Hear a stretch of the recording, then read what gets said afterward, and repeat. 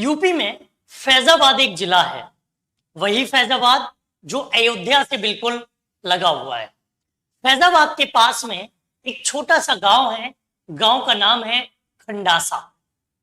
खंडासा खंडासा में एक बार एक लेडीज की मौत हो जाती है। इस केस को थोड़ा सा तूल पकड़ते हुए देखते हुए उस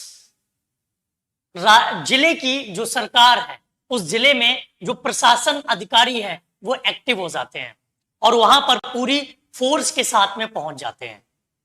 फोर्स के साथ में जब पहुंचते हैं तो देखा गया है, हालांकि ये थोड़ा सा हाई प्रोफाइल मामला था, थोड़ी सी गतिविधियां इसमें ज्यादा थी, लोगों की एक्टिविटीज ज्यादा थी, लोग अग्रेसिव ज्यादा थे, भीड़ गुस्से वाली थी। तो लोगों ने वहां पर जहां पर डेड बॉडी थी, जहां पर डेड बॉडी मिली, उस जगह के आसपास कोई छेड़छाड़ नहीं की। प्रशासन अधिकारी पहुंचते हैं और वो देखते हैं कि वाकई ये एक हाई प्रोफाइल मुद्दा बन सकता है। फॉरेंसिक टीम को बुलाया जाता है। फॉरेंसिक टीम आती है और वो देखती है लेडीज की लाश को। लेडीज की लाश को लटका दिया गया था, उसको फांसी पर लटका दिया गया था। अब इसमें दो कारण हो सकते थे, या तो उसने सुसाइड की है या फिर उसको मारकर लटका दिया गया है।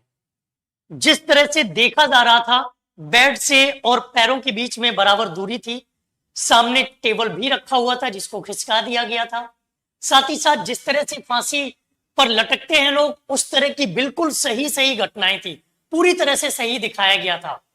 और जो भी देखेगा उसको लग रहा था कि ये एक सुसाइड वाला केस है।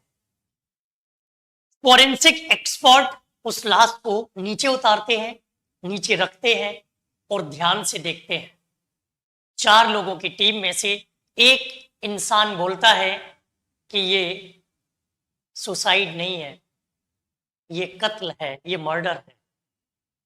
बाकी सब कहते हैं कि आपने कैसे ऐसे ही बिना जांच के, बिना पोस्टमार्टम, बिना किसी बड़ी जांच के आपने केवल इसको देख के कैसे पहचान लिया कि ये खुदकुशी नहीं है, ये सुसाइड नहीं है, ये कत्ल है। अगर इंसान सुसाइड करेगा तो वो रोएगा नहीं, उसके आंसू नहीं बहेंगे, और अगर आंसू बहेंगे तो मरने से पहले बहेंगे उसके आंसू, और उन आंसुओं की जो दिशा होगी वो ऐसे नीचे की तरफ जाएंगे। कैसे जाएंगे? नीचे की तरफ जाएंगे। लेकिन उस लेडीज के आंखों से जो आंसू निकले थे वो ऐसे गए थे, जब हम लेटते हैं नीचे की तरफ जाते हैं और वो आंसुओं की लाइन बनी हुई थी, ऐसे गए थे। वो आंसू ऐसे नहीं आए थे, वो आंसू ऐसे गए थे।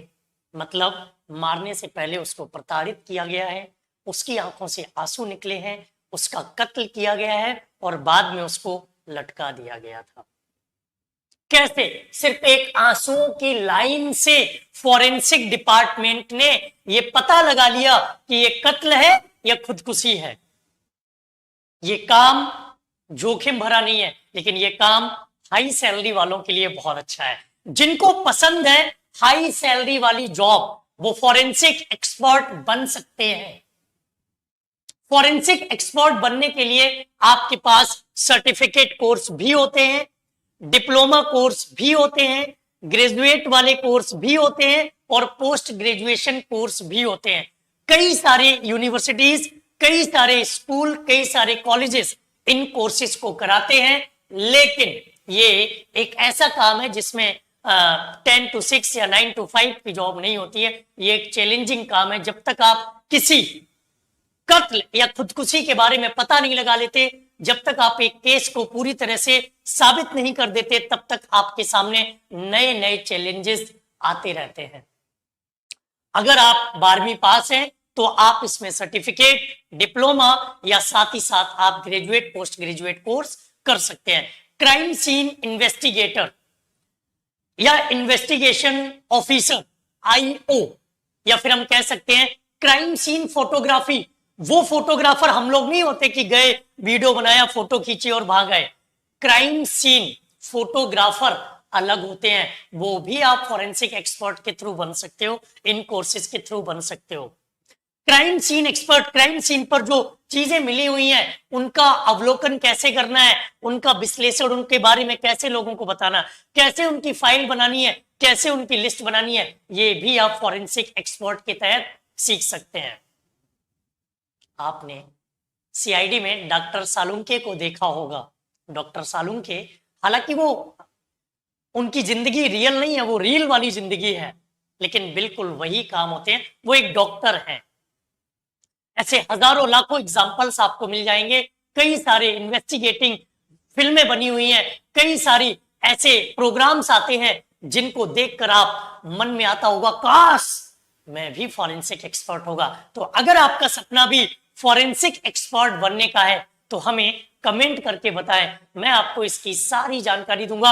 लगभग 90% जानकारी मैंने आपको इसकी दे दी है। जो बाकी बची है वो जानकारी भी मैं आपके लिए जुटाऊंगा। फॉरेंसिक एक्सपर्ट अब मेरा मन करता है बनने का, लेकिन अब उस रास्ते पर शायद मैं ना चल सकूं, उस रास्ते पर शायद मैं ना जा सकूं, क्योंकि मैं जिस काम को कर रहा हूं इसको छोड़ नहीं सकता। जिस काम को मैं कर रहा हूं पूरे तन मन धन और जतन से कर रहा हूं, इसको अब मैं छोड़ नहीं सकता। तो आप भी अगर फॉरेंसिक एक्सपर्ट बनना चाहते हैं तो मुझे कमेंट करके जरूर बताइएगा। चलिए बात करते हैं